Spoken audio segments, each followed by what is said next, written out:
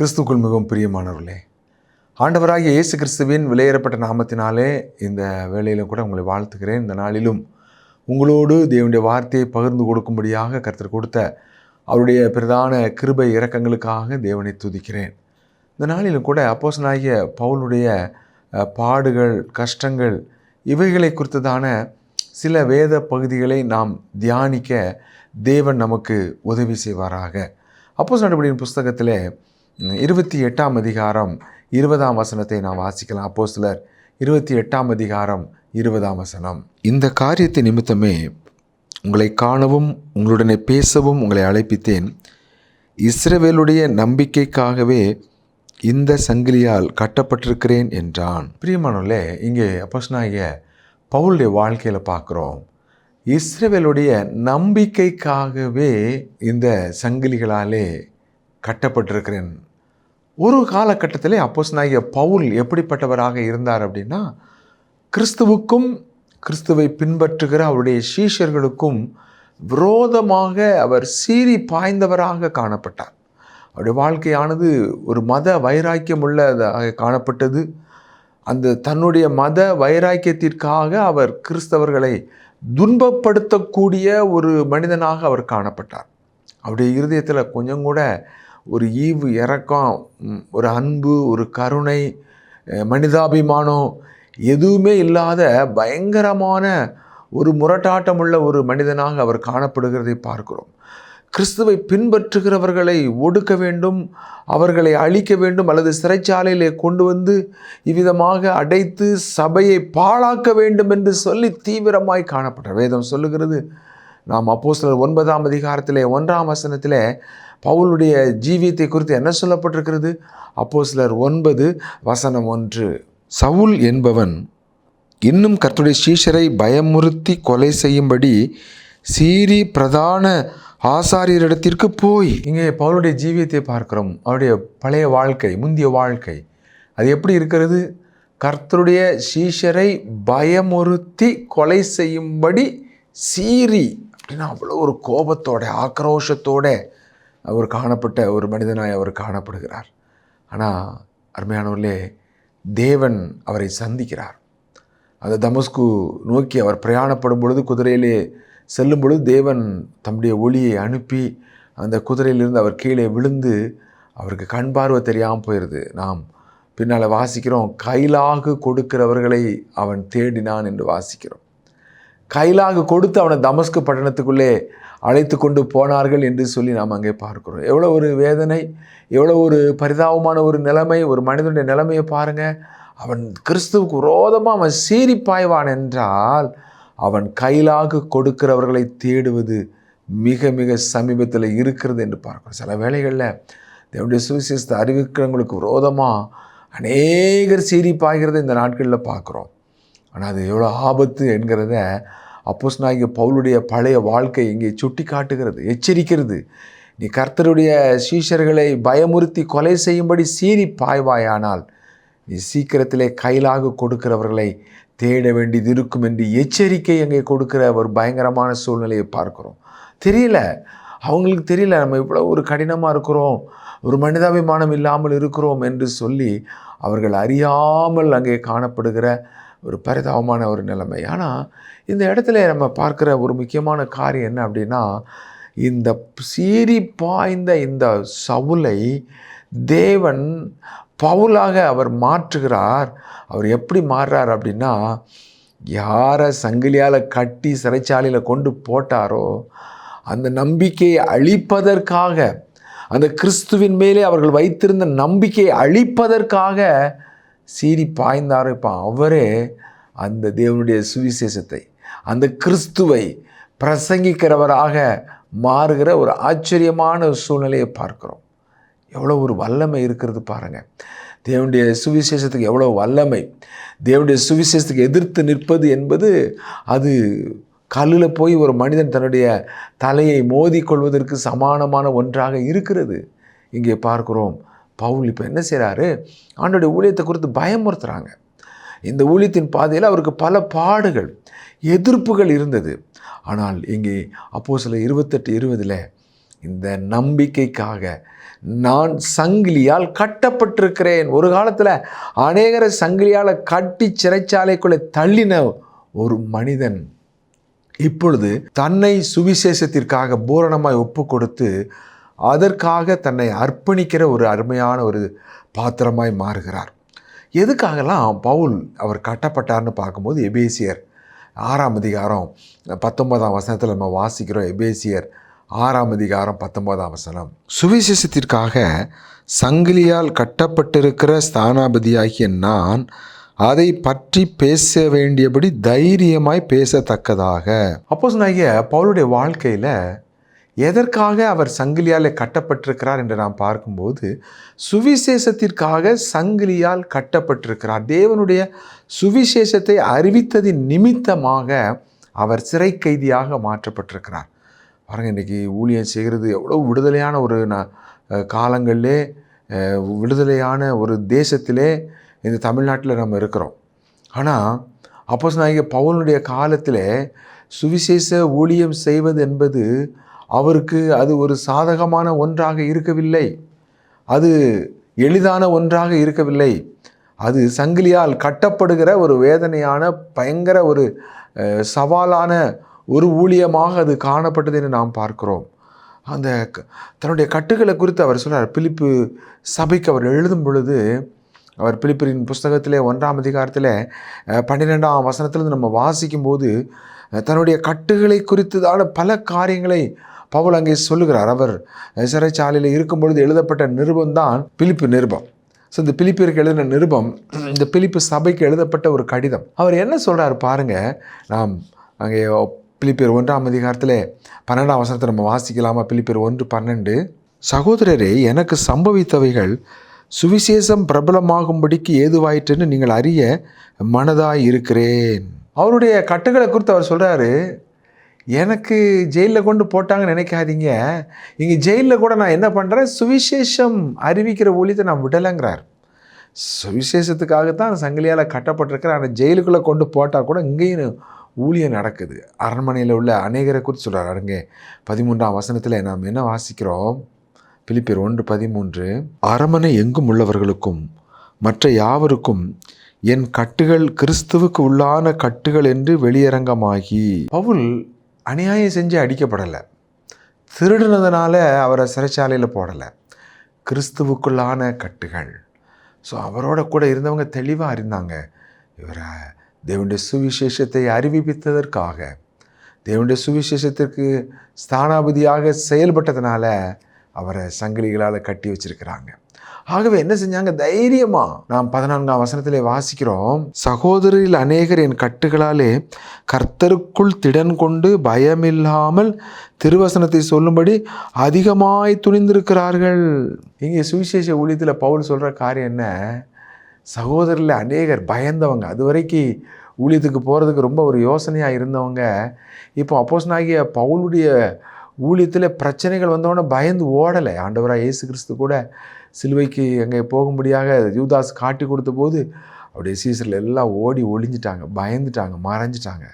ஆனால் பவுல் சொல்கிறாரு, நான் சிறைச்சாலையிலே தேவனுடைய சுவிசேஷத்தின் நிமித்தம் அடைக்கப்பட்டிருக்கிறதை சகோதரில் அநேகர் கேட்டபோது திடன் கொண்டு பயமில்லாமல் சுவிசேஷத்தை அறிவிப்பதற்கு துணிந்திருக்கிறார்கள். அது எவ்வளோ சந்தோஷமான ஒரு காரியம். இந்த நாளில் கூட சில வேளைகளில் நமக்கு வரக்கூடிய வீடியோஸ், வட இந்தியாக்களில் உள்ள வீடியோஸ், அன்றைய கூட நான் வாட்ஸ்அப்பில் ஒரு வீடியோ பார்த்தேன். அதில் ஒரு பைபிளை போட்டு ஒருத்தர் வந்து அவர் ஒரு பாஸ்டராக இருப்பார்னு நினைக்கிறேன், அல்லது விசுவாசியாக, எது எப்படியோ அவர் தேவனை பின்பற்றக்கூடிய ஒரு நபராகத்தான் இருந்திருக்க வேண்டும். ஆனால் அவர் என்ன செய்கிறாங்க, கம்பை வச்சு அடிக்கிறத பயமுறுத்துவதை போல் அந்த வீடியோவில் தெரியுது. அவர் அவர்களுக்கு பயந்து பைபிளை கீழே போட்டு அதன் மேலே தன்னுடைய ஷூ காலோடு ஏறி மிதிக்கிறத பார்க்குறோம். எவ்வளோ ஒரு வேதனையான ஒரு காரியம். அதை விட நம்ம கிறிஸ்துவை அறியாமல் இருந்திருந்தால் கூட நமக்கு எவ்வளவோ இரக்கம் கிடைச்சிருக்கும். கிறிஸ்துவை அறிந்த பின்பு நாம் மனிதர்களுக்கு பயந்து, சுற்றிலும் உள்ளவர்களுக்கு பயந்து நாம் கிறிஸ்துவை மறுதலிக்கிற ஒரு காரியத்தை, ஆண்டவரை மீண்டும் சிலுவையில் அறைகிற ஒரு மறுதலிப்பின் காரியத்தை செய்யவே கூடாது. நான் அடிபட்டாலும் பரவாயில்லை, என்னை கொன்னாலும் பரவாயில்லை, நான் இரத்த சாட்சியாக மரிப்பதற்கு நான் ஆயத்தமாக இருப்பேனே ஒழிய, நான் கிறிஸ்துவுக்காக நான் உண்மையுள்ள சாட்சியாக நிற்பேன், நான் மறுதலிக்க மாட்டேன்னு நிற்கணும். இதுதான் தேவனுடைய ஒரு எதிர்பார்ப்பு. இங்கே நான் வாசிக்கிறோம், என் கட்டுகளை குறித்து சகோதரர்கள், சபையில் உள்ள விசுவாச சகோதரர்கள் கேள்விப்பட்ட பொழுது பயமில்லாமல் துணிந்து தைரியமாய் கிறிஸ்துவை சுவிசேஷத்தை பிரசங்கிக்கிறார்கள் என்று அறிந்து நான் தேவனை துதிக்கிறேன்னு சொல்கிறார். அப்போ சிறைச்சாலையில் அடைபட்டிருக்கிற அவருக்கு, பவுலுக்கு ரொம்ப சந்தோஷம். என்ன சந்தோஷம்? அதன் மூலமாக சபையில் உள்ளவங்க உற்சாகப்பட்டுட்டாங்களே, பயந்து கொண்டிருந்த சகோதரர்கள் விடுதலையா தைரியமாக சுவிசேஷத்தை அறிவிக்கிறதுக்கு முன் வந்துட்டாங்களே. நான் ஒரு பவுலை அடைச்சாங்க, ஆனால் 100 பவுல்கள் எழுப்பிட்டாங்களே, அதுதான் உண்மையான சாட்சி. அப்போ இன்றைக்கி எழுப்புதலின் காலம் என்பது என்ன வந்தாலும் பரவாயில்ல, கிறிஸ்துவை மறுதலிக்க மாட்டேன். எந்த சூழ்நிலை வந்தாலும் பரவாயில்லை, கிறிஸ்துவுக்காக உண்மையாக நிற்பேன், உத்தமமாக நிற்பேன், வைராக்கியமாக நிற்பேன். ஒருபோதும் கிறிஸ்துவை விட்டு நான் பின்வாங்க மாட்டேன். அவரை மறுதலிக்கிற, வேதனைப்படுத்துகிற ஒரு காரியத்தை நான் செய்யவே மாட்டேன். மற்றவர்களுக்கு, மனிதர்களுக்கு பயந்து நாம் தேவனை மறுதலிக்கிற எந்த ஒரு சூழ்நிலைகளுக்கும் நாம் இடம் கொடுக்கவே கூடாது. ஆண்டவர் லூக்கா 12 சொல்கிறாரு, நீங்கள் மனுஷர்களுக்கு பயப்படாதீங்க, உங்களுடைய சரீரத்தை கொலை செய்ய வல்லவர்களுக்கு பயப்படாதிருங்க. மிஞ்சி போனால் என்ன செய்வான்? அடிப்பான். மிஞ்சி போனால் என்ன செய்வான்? கொல்லுவான். ஒரிசாவிலே ஒரு ஆதிவாசி கிராமம். அந்த ஆதிவாசி கிராமத்தில் ஒரு பெரிய கூட்டம் அவர்களை மீண்டும் தேவனை விட்டு தங்களுடைய பழைய வழிக்கு திருப்புவதற்கு ஒரு பெரிய திரள் கூட்டம். இந்த கூட்டத்துக்கு பயந்து அந்த ஆதிவாசி குடிசைகளில் உள்ளவங்க தங்களுடைய இடத்த காலி பண்ணி ஓடுறாங்க. அந்த ஒரு சின்ன கை குழந்தையோட ஒரு சகோதரி, அவருடைய கணவர், அவர் கால் இடுப்புக்கு கீழே கால் விளங்காது, வாதம், அவரால் நடக்க முடியாது. அவரையும் இழுத்துக்கிட்டு இந்த அம்மா ஓடுது. இந்த அம்மா ஓடுது, கொஞ்சம் தூரம் தான் ஓடுது. அதுக்கு மேலே இப்போ பிள்ளையும் வச்சுக்கிட்டு இவரையும் பிடிச்சி இழுத்துக்கிட்டு ஓட முடியலை. அவர் சொல்கிறாரு, இன்றைக்கி எனக்கு கடைசி நாள், இன்றைக்கி தான் எனக்கு கடைசி நாள், என்னை விட்டுரு, நீ தப்பிச்சு ஓடு, இயேசுவுக்காக வாழ். நீ தப்பிச்சு ஓடி நீ பிள்ளைய காப்பாற்று, எங்கே இருந்தாலும் நீ இயேசுவுக்காக வாழ வேண்டும். அதை நம்ம வேறு வழி இல்லை. தன்னுடைய கணவரை விட்டுட்டு ஓட ஆரம்பித்தா கொஞ்ச நேரத்தில் அவங்க ஒரு மலையில் ஏறி இறங்கணும். அவங்க பார்க்குறாங்க, கீழே கோடாரியாலே அவருடைய கணவர் அவங்க கண்ணு முன்னாலே அங்கே வெட்டி கிழிக்கப்படுகிறதை பார்க்குறோம். கோடாரியாலே வெட்டி கிழிக்கப்படுகிறத பார்க்குறோம். அற்புதத்தின் தேவன் தான், அதிசயத்தின் தேவன் தான். ஆனால் அங்கே எந்த அற்புதமும் நடக்கலை. அங்கே காலூனி அவர் ஓடலை, எழும்பி ஓடலை. மாறாக அந்த கொடியவர்களின் கோடாரிக்கு அவருடைய சரீரம் கிழிக்கப்பட்டது. பிரியமானவர்களே, அதனால தான் சுவிசேஷம் இன்றைக்கும் ஜீவனுள்ளதாக இருக்குது. அதனால தான் இன்றைக்கும் தேவனுடைய சுவிசேஷம் நிலைத்து நிற்கிறது. அப்போ பயப்படுகிறவர்கள், மறுதலிக்கிறவங்க ஒரு பக்கம் காணப்பட்டாலும், உண்மையுள்ள சாட்சிகள், உண்மையான தேவனை பின்பற்றுகிற ஜீவனுள்ள சாட்சி, வெறும் உலக ஆதாயத்துக்காக கிறிஸ்துவை பின்பற்றினா பாடுகள் வரும் பொழுது மறுதலிச்சிருவான். உலக நன்மைக்காக ஆண்டவரை பின்பற்றினா அவனுக்கு உபத்திரவங்கள் வரும்போது அவன் நிற்க மாட்டான், ஓடிடுவான். கர்த்தர் அற்புதம் செய்வார், கர்த்தர் அதிசயத்தை செய்வார், ஆண்டவர் தேடினா உங்களுக்கு வீடு கிடைக்கும், ஆசீர்வாதம் கிடைக்கும்னு சொல்லி இவ்விதமான தவறான போதனைகளாலே ஒரு மனிதன் கிறிஸ்துவனிடத்தில் வருவான் என்றால் அவன் கிறிஸ்துவுக்கு சாட்சியாக நிற்க மாட்டான். அவன் ஏதோ ஒன்று எதிர்பார்த்து வந்திருக்கிறான். அந்த ஆசீர்வாதம் கிடைச்சா நிற்பான்.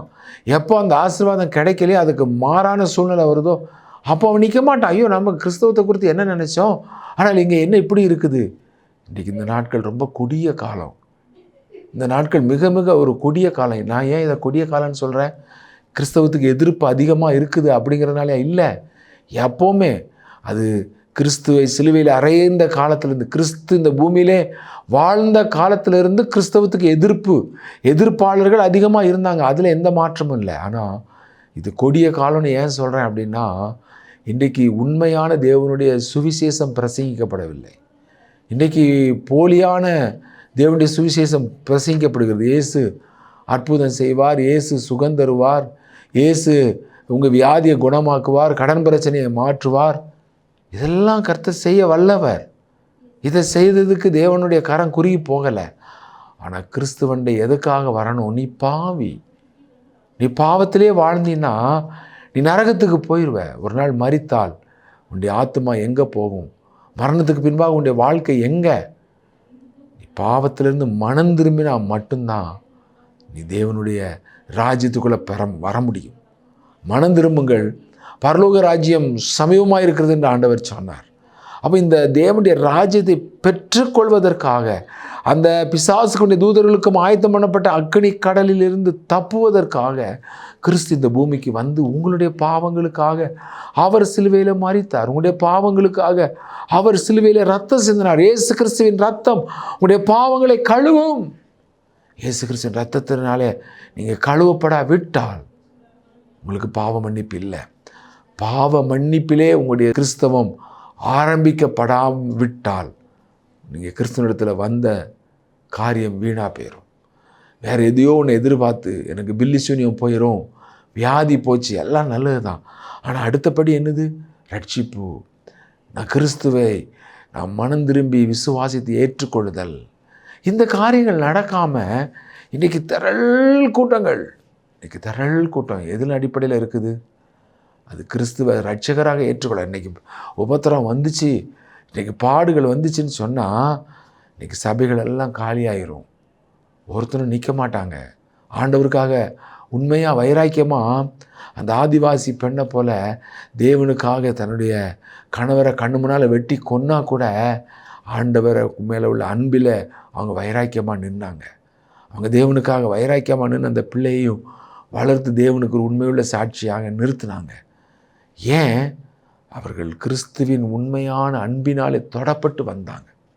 இன்றைக்கி வேதனையான ஒரு காலகட்டத்துக்குள்ளே இருக்கிறோம். பவுலுடைய வாழ்க்கையில் வாசிக்கிறோம், அவர் சுவிசேஷத்திற்காக சங்கிலியால் கட்டப்பட்டார் என்று சொல்லி நாம் பார்க்கிறோம். சுவிசேஷத்திற்காக சங்கிலியால் அடுத்து அவர் எதற்காக கட்டப்பட்டார்? நீங்கள் அப்படியே நம்ம கொலைசெயர் ஒவ்வொரு அதிகாரங்களையாக நம்ம பார்த்துட்டு போனோம்னா ஆண்டவராக இயேசு கிறிஸ்துவுக்காக பவுல் அனுபவித்த பாடுகள் எவ்வளோ வேதனைகள் எவ்வளோ அதிகம்ங்கிறத நம்ம பார்க்க முடியும். கொலோசையர் 4ஆம் அதிகாரம் 3ஆம் வசனத்தில் பவுல் சொல்கிறார். கொலோசையர் 4ஆம் அதிகாரம் 3ஆம் வசனத்தில் அவர் எதற்காக கட்டப்பட்டிருக்கிறாராம்? கிறிஸ்துவனுடைய ரகசியத்தை நிமித்தம் கட்டப்பட்டிருக்கிற நான் அந்த ரகசியத்தை குறித்து பேச வேண்டிய பிரகாரமாய் பேசி அதை வெளிப்படுத்துவதற்கு. இங்கே பவுல் எதற்காக கட்டப்பட்டிருக்கிறார்? கிறிஸ்துவனுடைய ரகசியத்தை நிமித்தம் அவர் கட்டப்பட்டு, சுவிசேஷத்தை நிமித்தம். ரகசியம்னா என்னது? தேவனுடைய ரகசியங்களை, பரலோக சத்தியங்களை, அநேக வெளிப்பாடுகளை பெற்று அவர் தேவனுடைய சபைக்கு கொடுத்தார். பாருங்கள், சாத்தான் நினச்சான் பவுலை சிறைச்சாலையில் அடைச்சிட்டா சுவிசேஷம் பரவாது, சுவிசேஷம் அறிவிக்கிறத தடை செய்து விடலாம், பல இடங்களில் போய் ஊழியம் செய்கிறத நிறுத்திடலாம், பல சபைகளில் போய் அங்கே பிரசங்கம் பண்ணி அங்கே இருக்கிற விசுவாசிகளை திடப்படுத்துகிறத தடை பண்ணிடலாம், அங்கே இருக்கிற விசுவாசிகளெல்லாம் கூட்டி சேர்த்து தேவனுடைய சத்தியங்களை போதிக்கிறத தடை பண்ணிடலான்னு சொல்லி சாத்தான் என்ன செய்தான்? அவரை சிறைச்சாலையில் அடைச்சி வச்சான். ஆனால் தேவன் என்ன செய்தார்? எப்போவுமே சாத்தான் முட்டாள் தான், தேவன் தான் ஞானம் உள்ளவர். சத்துரு தீமை செய்ய நினைச்சாலும் தேவன் நமக்கு நன்மையாக முடிய பண்ணுவார். என்ன நடக்குது? சாத்தான் பவுலை சிறைச்சாலையில் அடைச்சதுனால பவுல் அநேக நிருபங்களை எழுதினார். கிட்டத்தட்ட 13 நிருபங்களை 7 சபைகளுக்கு பவுல் எழுதினார். சாத்தான் மட்டும் சிறைச்சாலையில் அடைக்காமல் இருந்திருந்தால் இன்றைக்கி அவர் சுவிசேஷம் அறிவிச்சிருப்பார். அநேக சபைகளில் போய் அவர் அநேகரை தடப்படுத்தியிருப்பார். ஆனால் நாம் இந்த 2000 வருஷத்துக்கு பிறகு வாழ்கிற நாம் அவர் யாருன்னே தெரியாமல் போயிருக்கோம். இந்த பவுல் யார், என்ன செஞ்சார், என்ன ஊழியம் பண்ணார், ஒன்றுமே தெரியாது. ஆனால் தேவனுக்கு ஸ்தோத்திரம், சாத்தான் சிறைச்சாலையில் அடைச்சான். ஆண்டவர் பரலோக ரகசியங்களை, இந்த ரோமர் எவ்வளோ அருமையான நிருபம் பாருங்கள், ஆழமான சத்தியங்களை அடைந்த நிருபங்கள், இந்த எபேசியர், கொலோசியர், பிலிப்பியர், தேவனுடைய சபையை குறித்ததான ரகசியங்கள், ஆண்டவரை இயேசு கிறிஸ்துவின் வருகை குறித்து 1 தெசலோனிக்கர், 2 தெசலோனிக்கர், தீமோத்தேயு, இந்த நிருபங்கள், ஒரு சபை ஊழியக்காரன் எப்படி இருக்கணும், தீமோத்தேயு, தீத்து நிருபங்கள். எனக்கு அருமையானவர்களே, சத்துரு தீமை செய்ய நினைச்சாலும் தேவன் நன்மையாக முடியப்படும். இன்றைக்கும் ஜீவனுள்ள வார்த்தைகள் நம்முடைய கைகளில் கிடைத்திருக்கிறது என்றால் சங்கிலியால் கட்டப்பட்டு அவர் சிறைச்சாலைக்குள்ளே இருந்ததுனால தான் அவங்க பாடுகளை அனுபவித்தாங்க, அவங்க நிந்தைகளை அனுபவித்தாங்க. இந்த நாட்கள் மாதிரி அந்த நாட்கள் சிறைச்சாலை வசதியானவைகள் அல்ல. அவங்க நல்ல ஆகாரங்கள் கிடையாது, அவங்களுக்கு நல்ல ஒரு சுயாதீனம் கிடையாது, ரொம்ப கஷ்டப்பட்டாங்க. ஆனால் ஒன்று, அந்த சிறைச்சாலையில் கூட கிறிஸ்துவனுடைய ரகசியத்தை தேவனிடத்திலிருந்து பெற்று அதை நிருபங்களாக அவங்க எழுதி வச்சதுனால இன்றைக்கி அவர்கள் கட்டப்பட்டிருக்கிறாங்க. இன்றைக்கி அந்த வார்த்தைகளை வாசித்ததன் மூலமாக நாம் விடுதலையாக இருக்கிறோம். ஆமேன். ஆண்டவருடைய நாமம் மகிமைப்படட்டும். ஆகவே பவுலுடைய கட்டப்படுதல், சங்கிலியாலே கட்டப்பட்டு சிறைச்சாலையில் அவர் வைக்கப்பட்டாலும் கூட அவர் என்ன செய்தார்? அவருடைய அந்த சத்தியத்தை, சுவிசேஷத்தை, அந்த ரகசியத்தை அவர் வெளிப்படுத்த தேவன் பயன்படுத்தினார். அதனால தான் அந்த கொலோசியர் 4:18 பவுல் சொல்கிறாரு. கொலோசியர் 4:18 பவுலாகிய நான் என் கையினால் எழுதி உங்களை வாழ்த்துகிறேன். நான் கட்டப்பட்டிருக்கிறதை நினைத்து கொள்ளுங்கள், கிருபை உங்களோடு இருப்பதாக.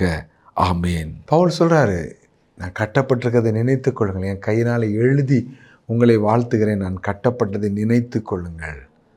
அப்போஸ்தலனாகிய பவுலை நம்ம நினைக்கணுமா? எப்படி நினைக்கணுமா? அவர் எனக்காக கட்டப்பட்டார், அவர் சுவிசேஷம் அறிவிப்பதற்காக கட்டப்பட்டார், எனக்கு தேவனுடைய சத்தியத்தை தேவனிடத்தில் இருந்து கொண்டு வருவதற்காக அவருடைய வாழ்க்கை சிறைச்சாலைக்குள்ளே அடைக்கப்பட்டது. பாருங்கள், நினைத்து கொள்ளுங்கள். அப்போ அவங்கள மட்டும் நினைத்து கொள்ளக்கூடாதான். இதே மாதிரி தேவனுடைய சுவிசேஷத்துக்காக இன்றைக்கி உலகம் முழுவதும் அநேக பரிசுத்தவான்கள் கட்டப்பட்டிருக்கிறாங்க. இன்றைக்கி சிறைச்சாலைகளில், நீங்கள் முஸ்லீம் நாடுகளில், இன்னும் கம்யூனிஸ்ட் நாடுகளில் தேவனுடைய சுவிசேஷத்தை அறிவித்ததின் நிமித்தமாக அநேக ஊழியக்காரங்க சிறைச்சாலையில் இருக்கிறாங்க. அவங்க குடும்பம் என்னாச்சுன்னு தெரியாது, அந்த குடும்பத்தில் உள்ளவங்களுக்கு இவங்க எங்கே இருக்காங்கன்னே தெரியாது, எப்போ உயிர் போகும் தெரியாது. கட்டப்பட்ட ஒரு நிலைமை, பயங்கரமான சித்திரவதைகளை, உபத்திரவங்களை, பாடுகளை அனுபவிக்கிற அநேக பரிசுத்தவான்கள் இன்றைக்கி இருக்கிறாங்க.